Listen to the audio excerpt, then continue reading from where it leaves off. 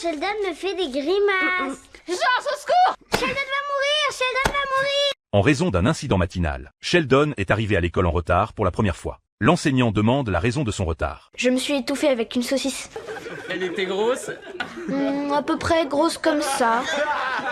Au moment du déjeuner, Sheldon est assis seul au réfectoire, fixant son pain avec intensité. Et soudain il comprend qu'il n'arrive pas à ouvrir la bouche. Finalement, il offre son pain à un camarade de classe. À la fin du dîner, il est devant la table familière, mais il reste immobile, observant simplement les plats. Sa mère, Marie, est inquiète. Pourquoi tu manges pas? Je crois que je vais pas y arriver. Non, c'est pas ça. J'ai peur de m'étouffer à nouveau. Le lendemain matin, au petit déjeuner, Marie met du pain et du lait dans un mixeur, les transformant en purée, qu'il doit aspirer avec une seringue. Pourquoi il a le droit à un milkshake au porc?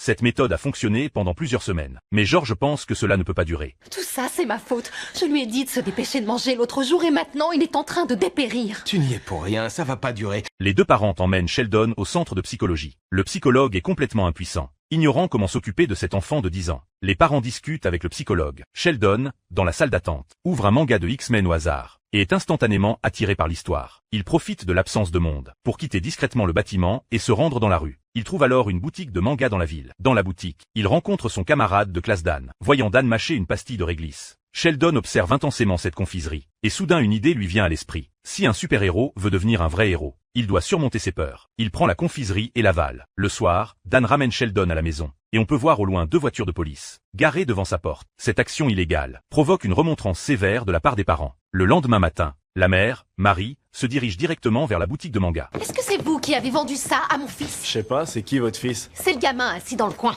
Ah, lequel? Sheldon Cooper. Est-ce que vous avez remarqué qu'il fait la même taille que les poupées qui sont dans vos rayonnages? C'est des figurines d'action.